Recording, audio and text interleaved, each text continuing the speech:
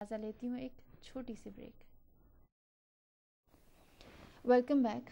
ہم آتے ہیں دوبارہ اپنے ٹاپک کی طرف جہاں پر ہم ذکر کر رہے تھے جناب خدیجہ کا, اور مجھے امید ہے آپ لوگوں نے بھی جو باتیں اب تک ہوئی ان پر تھوڑا غور کیا ہوگا. جی, جہاں پر آپ نے بتایا جناب خدیجہ کے بارے میں, ان کے قرآن میں جہاں جہاں جن جن مقامات پر ان کا ذکر آیا اس کے بارے میں. اس کے بعد میں چاہوں گی کہ پہلے ہم نے یہ چیپٹر ذرا سا اس کو چھوا تھا کہ دور جاہلیت میں لوگوں نے جناب خدیجہ کو بہت سے القابات سے نوازا, اور القابات ایک طرح سے کسی کی بھی پرسنالٹی کو جاننے کا بہترین ذریعہ رہتے ہیں. تو میں یہاں پر آپ سے پوچھنا چاہوں گی جناب خدیجہ کے مشہور القابات جن میں سے اگر آپ کچھ ذکر کرنا چاہیں. اعوذ باللہ من الشیطان الرجیم. یہاں جو میں نے تاریخ میں دیکھا ہے وہ اس طرح سے ہے کہ جیسے جیسے حضرت خدیجہ کی عمر بڑھتی جاتی ہے, آپ اس زمین پر زندگی بسر کرتی جاتی ہیں, روز بروز آپ کو نئے سے نئے القابات ملتے جاتے ہیں, کیونکہ ہر روز آپ کچھ اور اچیو کر رہی ہیں. اور مومن کی یہی نشانی ہے کہ اس کا کل بہتری کی طرف گامزن ہے, کل آج سے بہتر ہو. اور واقعہ کہ ان کا ہر عمل ایسا کہ وہ کل سے بہتر نظر آتی ہے, اسی لیے ان کو لقب مل رہے ہیں. سب سے پہلا لقب آپ نے طاہرہ کا لیا, اور وہ اتنا مہم لقب ہے ایک عورت کے لیے. اس کے بعد جو دوسرا لقب آپ کو ملا وہ سیدہ نساء قریش کا, کہ قریش کی خواتین کی سیدہ ہیں. یہ دو آپ کو لقب ملے, اور اس پہ ہم نے گفتگو کر لی ہے زمانہ جاہلیت جی کے ہاں. تھے. پھر تیسرا لقب جو آپ کو آپ کی ولادت سے سینکڑوں سال پہلے مل رہا ہے وہ مبارکہ کا ہے, جو بائبل میں دیا گیا. ہاں, جیسا آپ نے پہلے بھی ذکر کیا بالکل تھا, مبارکہ. ٹھیک ہے. مبارک. اور پھر چوتھا جو لقب ہے وہ میں آپ کو بتانا چاہوں گی, وہ اب مل رہا ہے بعثت نبی کے بعد. وہ آپ کو نبی کی احادیث میں جا بجا اس قدر زیادہ ملے گا کہ آپ خود حیران ہو جائیں گی کہ مختلف الفاظ سے نبی کسی نہ کسی طرح یہ میسج دینا چاہ رہے ہیں کہ خدیجہ سیدۃ النساء العالمین ہے.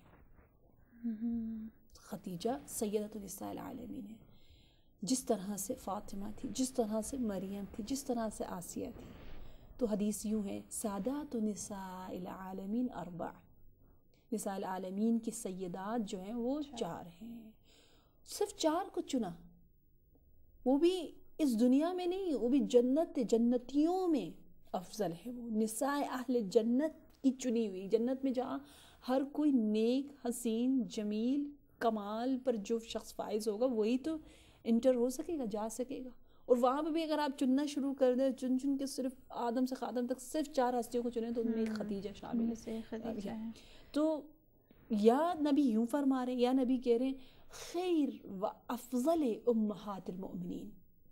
تو کیا ایک بات یہ بھی میں آپ کو بتاتی جاؤں کہ اگر آپ اہل سنت کی کتابیں بھی دیکھیں, اہل تشیع کی کتابیں بھی دیکھیں, تو خاص طور پر اہل سنت کی کتاب میں جہاں بہت زیادہ جناب عائشہ کے فضائل بیان کیے گئے ہیں ام المومنین کے حوالے سے, لیکن اس کے باوجود جو بہترین ہیں, جو افضل ہیں, جو سب سے زیادہ جن کی فضیلتیں ملتی ہیں, نمبر 1 جو ہیں وہ جناب خدیجہ الکبریٰ ہے. حتیٰ اہل سنت کی کتابوں میں بھی حقیقت کو کبھی نہیں چھپایا جا سکتا. بالکل یقیناً.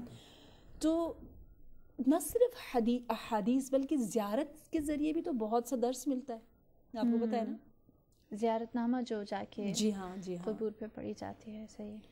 یہ زیارتیں جو ہمیں کہی جاتی ہیں کہ جی زیارت نامہ پڑھو, نبی کی زیارت کرو, ان کی آل کی زیارت کرو, یہ زیارتیں جو ہیں اس میں ایک بہت بڑا درس ہے, لیکچر ہے, یہ یونیورسٹی کی مانند ہے. یعنی زیارت گویا آپ زیارت کے لیے گئے, واپس آئیں تو گویا ایک آپ درس لے کر جا رہی ہیں. کلاس سے جب آپ نکلتی ہیں تو کچھ تو آپ کو انفارمیشن ملتی ہے اور پھر آپ جاتے ہیں. تو زیارت نامہ اور یہ سلام جو درود ہم بھیجتے ہیں اس سے پتہ چلتا ہے. پیچھے ہماری گفتگو ہوئی تھی جیسا کہ آپ کو یاد ہوگا سلام پر, اور سلام پر گفتگو کے وقت ہم نے کہا تھا کہ کئی مرتبہ خدا نے سلام بھیجا خدیجہ پر. تو وہاں زیارت نامہ سے بھی ہم یہ استفادہ کر سکتے ہیں کہ حضرت خدیجہ کا زیارت نامہ اس انداز سے آیا ہے کہ السلام علیک یا من سلم علیہ جبرائیل، سلام ہو اس ہستی پر جس پر جبرائیل امین سلام بھیج رہے ہیں، وبلغها من اللہ الجلیل، اور وہ جبرائیل اللہ کی جانب سے بھی سلام لا رہے ہیں، فہنیئا لکی بما اولاک اللہ۔